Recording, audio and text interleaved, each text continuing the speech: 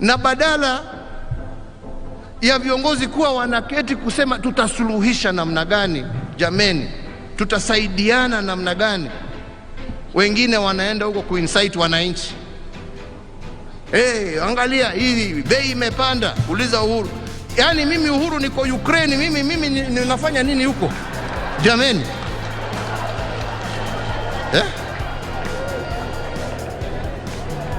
Mimi COVID nilikuwa huko kulea kutoa mimi.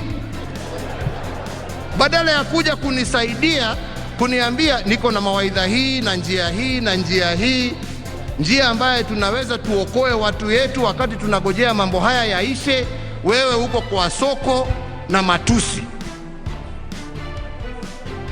Na wewe unajiita kiongozi na unajiita ati wewe ndio sijui namba ngapi katika nchi ya Kenya.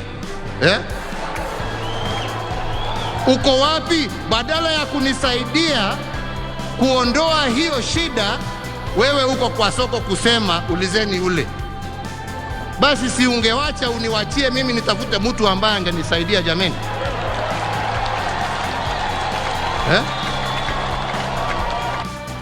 Good afternoon viewers. I hope you're fine wherever you are. Welcome to Talk to Africa. My name is George. They say one step forward, two steps backwards. We are back again discussing the relationship between Uhuru Kenyatta and William Samoei Ruto. My question today is simple. Is elections a panacea to the problem that we are facing between Uhuru Kenyatta and William Samoei Ruto? Is election a panacea? If you're watching this channel for the first time, kindly subscribe to our channel. We will highly appreciate. If you like any of our videos, kindly like the videos on YouTube. And also, don't forget to share the YouTube videos that you like with your friends and family. Is elections a panacea to the problems that we are seeing between Uhuru Kenyatta and William Samoei Ruto? Tuambiane ukweli jameni. Mimi wakati unafika lazima watu waambiane ukweli. Wewe unajua hii shida sio ya mtu. Hii ni shida ya uko wapi wakati mimi nakuhitaji. Na ndio mimi nashukuru huyo mzee. Huyo mzee at least hata kama alikuwa na mambo yake alikuja kunisaidia.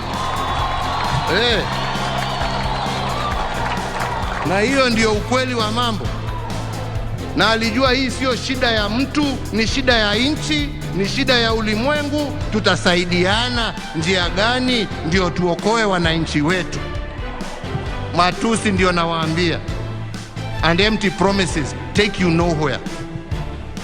But hard work, the labor of your hands. Na hiyo ndio Mwenyezi Mungu alitufundisha, na hapo ndipo tulipo.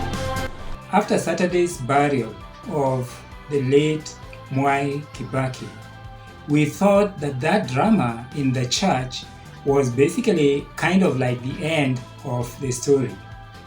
But President Uhuru Kenyatta, in his address at Nyayo Stadium, I think, during Labor Day, came out and stated that Deputy President William Samoei Ruto would have been more helpful if he essentially supported him, or at least then given him solutions to the current hardships that Kenyans are going through.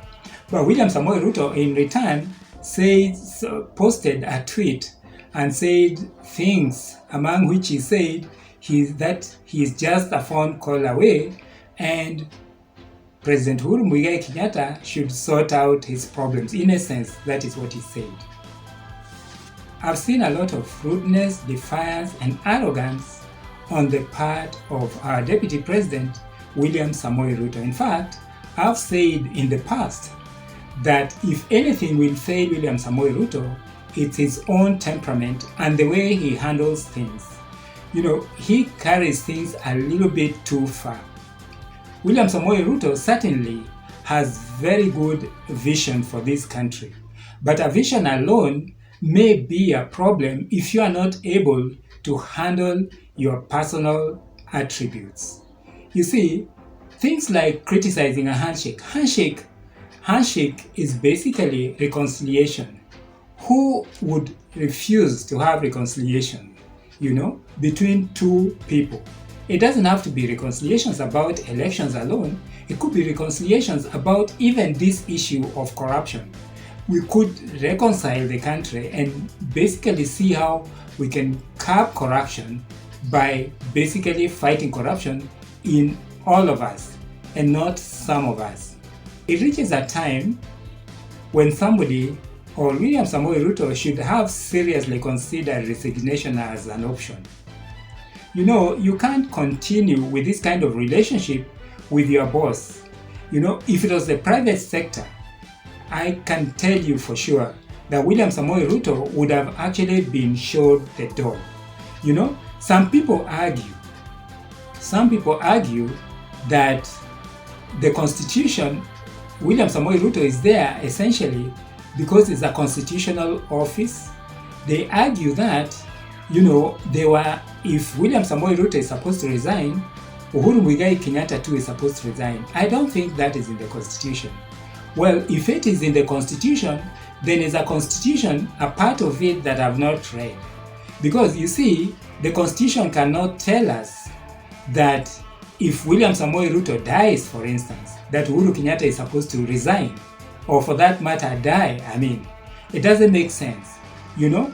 I think it's in the county of Nairobi where I think it was Polycarp Igathe who resigned when he could not work with Sonko. And as you know, the next important office from the presidency is the office of the governor. So if Polycarp Igathe or whoever deputized Sonko resigned, then I don't see any vacuum if DP Ruto resigned. It's not a question of finding out if DP Ruto resigns that Uhuru Kenyatta should resign. No, who is junior?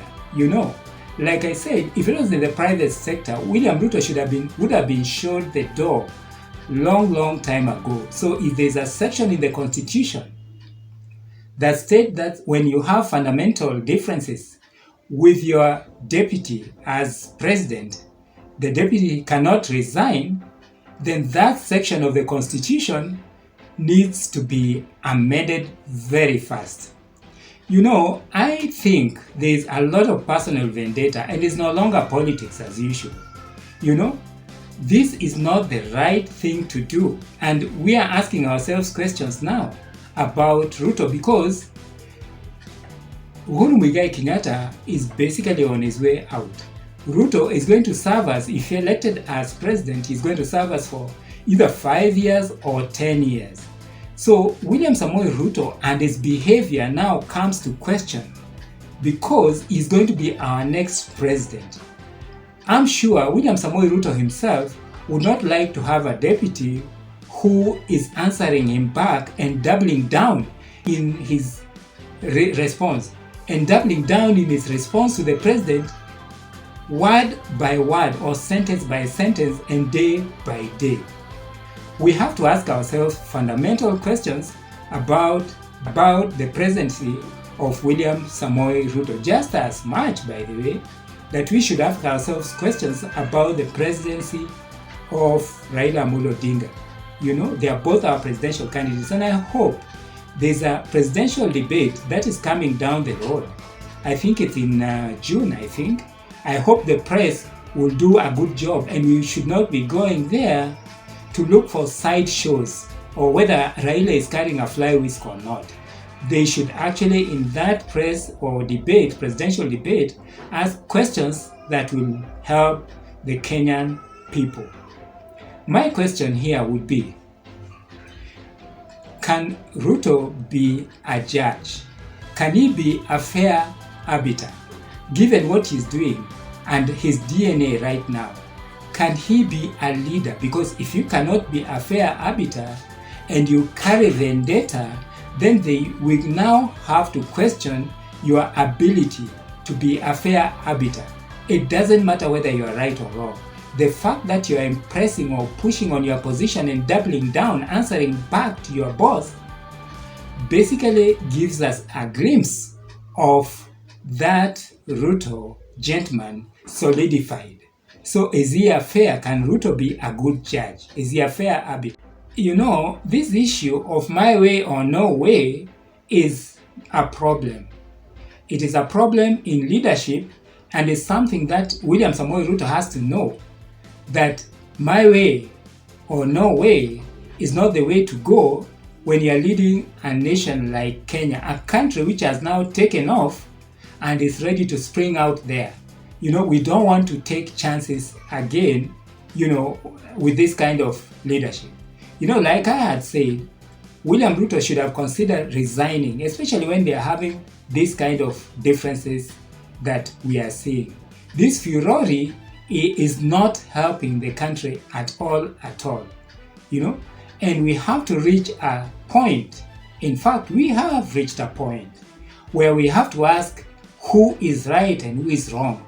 They cannot be both right. William Samoei Ruto and Uhuru Kenyatta. You know, we have to narrow down and know, is it William Samoei Ruto who is the problem, or is it Uhuru Kenyatta who is the problem? And talking about William Samoei Ruto and Uhuru Kenyatta and the problems, I'm also questioning the friends of William Samoei Ruto. There must be a balance. He has to be toned down. I saw Nduale commenting and basically supporting William Samoei Ruto without reasoning. You know, this kind of sycophancy of Adan Nduale, the sycophancy of Kimani Ichung'wah, the sycophancy of Rigathi Gachagua, the sycophancy of Alice Wahome. If these are the people William Samoei Ruto is going to surround himself with, you know, and some of them may end up being the running mates, including Mudavadi or Wetangula or Speaker Muturi, and they are not seeing anything wrong with the, you know, way William Ruto is answering back to his boss, then we also need to question the friends that William Samoei Ruto, or the people who have surrounded William Samoei Ruto, in as far as the fact that they're going to lead this country. You know, we have to stand for the truth. Part of the reason why we are here now discussing William Samoei Ruto and Uhuru Kenyatta is because of the fact that we would like to have the best out there representing us. And we do not want to engage in these issues of vendettas and basically hate and all these kind of things. That is not actually politics as usual, you know. So William Samoei Ruto is basically has to look and ask himself if he's really ready, to serve this country as president if elected. And you need to answer the question, how is he going to do this? If he cannot reconcile, if he cannot even reconcile with his boss, you know, like I said, there's no question in my mind who is supposed to resign. The issue of saying that the Constitution, you know, they were in a joint ticket and there's no way he can resign, we've debunked that by saying that William Ruto is not immortal. William Ruto, in as much as they were elected with Uhuru Kenyatta as a pair, they are not conjoined twins. One can die and the other one will survive. The country cannot die because William Samoei Ruto, or suffer because William Samoei Ruto is not going to resign. You know, that issue of saying that the Constitution, you know, does not allow William Samoei Ruto from dying or resigning is basically just malarkey. You know, I don't know what else I would call it. You know, so my question today is simple. It's so simple indeed. You know, is elections going to cure this problem? Is election a panacea? You know, I don't think elections is going to cure this problem. This problem will continue in the next government because you cannot change the entire DNA of William Samoei Ruto. You know, you cannot change his perception. You cannot change his militance or arrogance. And this is not healthy. We cannot all the time be discussing William Samoei Ruto and his relationship with Uhuru Muigai Kenyatta. Why am I not talking about Uhuru Muigai Kenyatta? I'm not talking about Uhuru Muigai Kenyatta because Uhuru Muigai Kenyatta, by and large, has done his term and he's done it very well. And we appreciate what Uhuru Kenyatta has achieved as a president. I even dare say that Uhuru Kenyatta has achieved much more than all the other presidents combined till today. That I can tell you. Whether you like it or not, whether you like him or not, Uhuru Muigai Kenyatta has done what he has done. Yesterday, he was talking about the corona issue and the shutdown or the lockdown. Who does not understand the fact that the lockdown affected this economy? Which planet would you be living? The United States of America lost thousands of people, Many countries suffered, many businesses suffered. And this cure or recovery cannot be a one-day job. It's going to take time before this recovery of this nation actually, or rather the nation, goes back into its economic track. It has started, but it hasn't gone back yet. The war in Ukraine is not a making, like Uhuru Kenyatta said, of Uhuru Muigai Kenyatta. So I remove Uhuru Muigai Kenyatta from these differences between William Samoei Ruto and himself, and I squarely blame William Samoei Ruto. What do you think? Is elections a panacea to the problems that we are seeing today between William Samoei Ruto and Uhuru Muigai Kenyatta? Or will this just be carried on to the next government where either Raila Amolo Odinga or William Samoei Ruto will be the president? What do you think? I really want to hear your comments on this. Today, I'm not going to have anything on my side pocket show for the reason that what we are talking about today is very, very important. And I think Kenyans are tired, every other day we are having furore, between the two, and we are into an election thing. And you know what has happened in this country before, where such issues have brought differences and even brought deaths in this particular country. Is elections a panacea to the problem that we are seeing between William Samoei Ruto and Uhuru Muigai Kenyatta? Thank you very much for tuning in. Welcome to Talk to Africa. My name is